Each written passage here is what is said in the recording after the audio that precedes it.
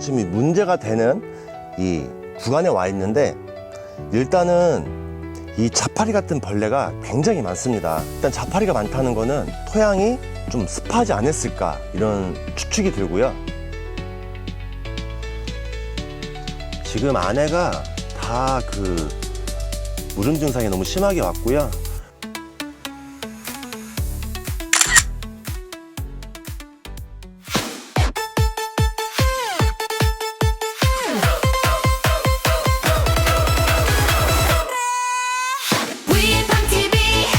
네, 안녕하세요.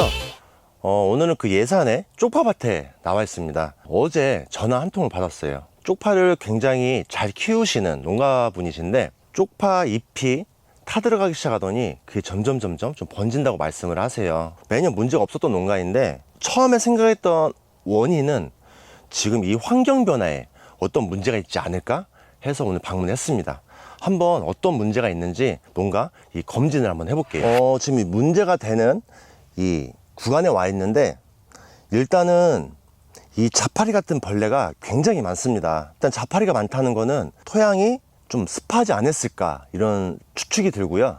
농가분도 내 밭에 들어갔는데 이런 자파리류들이 굉장히 많다, 그러면 내가 배지를 아니면 토양을 좀 습하게 관리하지 않을까 생각을 하셔야 되고요. 그런 분들은 좀 물 조절이 필요하십니다. 특히 올해 같은 경우에는 매년 생각했던 날씨가 아니고 날씨에 대한 변수가 많아요. 오늘이 5월 29일인데 얼마 전에 또 비가 굉장히 많이 왔었고요.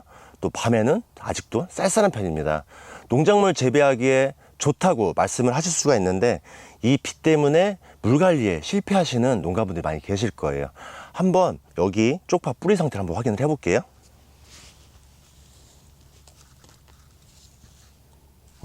뿌리는 그래도 잘 나왔습니다. 그리고 너무 안 좋은 거, 여기도 뿌리는 그래도 살아있는 편입니다. 보면은 일단 냄새가 벌써 의심됩니다. 눌렀을 때 약간 물컹물컹한 게 좀 있고요. 얘도 좀 물컹물컹한 게 있어요. 농가분들은 캐 보시고 나서 이 뿌리를 보고 나서 괜찮겠지 말씀을 하실 겁니다. 근데 여기서 끝나는 게 아니고 또 내용까지 봐야 됩니다. 그냥 갈라볼 필요도 없네. 이렇게 보시게 되면은 색이 약간 먹었죠.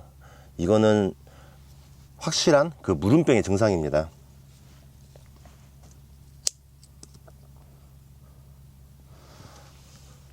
지금 안에가 다 그 무름 증상이 너무 심하게 왔고요.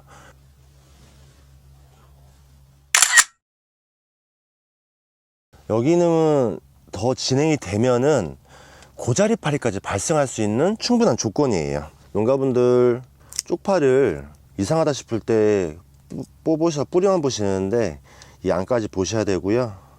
보시게 되면은 원래 쪽파 안에가 좀 하얗게 맑아야 되는데 지금 갈반되어 있습니다. 갈반된 위치가 이 밑에서 굉장히 심하게 진행이 됐고요. 이건 무름병의 증상이고요.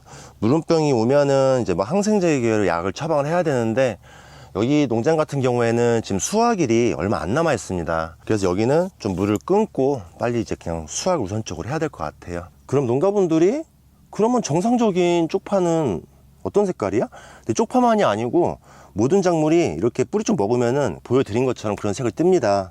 그럼 정상적인 쪽파를 봤을 때 일단은 뭐 묻은 것부터 깨끗하죠. 그 안에를 한번 갈라볼게요. 보시면 아시겠지만 깨끗합니다. 농가분들은 여기까지 체크를 하셔야 작물에 뭐가 있나 없나를 확인할 수가 있어요. 무름병 같은 경우에는 지금 쪽파로 예를 들어서 말씀을 드리는 건데, 보통 정작물이 다 이런 형태로 나옵니다. 그래서 보시게 되면은 무름병이 이제 걸린 쪽파와 이제 안 걸린 쪽파, 그리고 자세히 보시면은 이 뿌리색도 틀립니다. 확실히 그 무름병 안 걸린 것들은 뿌리가 새하얀데, 그 무름병에 걸린 것 같은 경우는 약간 노란색, 갈색 기운이 있죠. 이제 더 심해지면은 이게 좀 더 진하게 색이 갈색, 노란색으로 변하고 이제 여기서 고자리파리가 이제 번식을 해요. 자, 그럼 여기 농가부는 매년 농사를 잘 지셨는데 올해 왜 유독 이렇게 무름병이 심하게 나왔을까?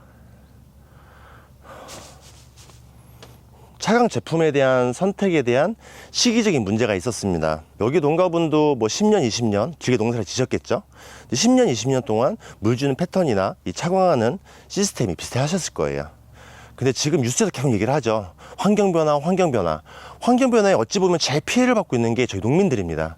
농민들이 재배하는 작물들은 이 환경변화에 사람보다 더 예민하게, 더 민감하게 반응을 보여요. 이제 아무래도 그러다 보니까 예전에는 이 시기 때 물을 많이 줬는데 오히려 올해 같은 경우는 이 시기 때 물을 좀 줄여야 되고, 작년에는 이 시기 때 차강시설을 했었는데 올해 같은 경우는 하면 안 되고, 이런 편차가 생깁니다.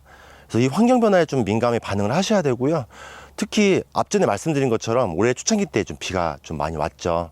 비가 많이 왔다는 얘기는 그만큼 이런 시설하우스 같은 경우에는 내부가 더 습하다는 거고, 그만큼 수분기를 가지고 있는 상태인데 작년 5월달 날씨 생각하셔가지고 물량을 충분히 주셨다고 하면은 이 습한 날씨에다가 물까지 많이 줘봐요. 뿌리가 상처를 받습니다. 이파리에는 녹균병도 발생할 수가 있고요. 올해 이상하게 계속 시들어 죽는다? 그래서 캐봤는데 뿌리는 너무 새하얗진 않지만 약간 노란빛이 있어.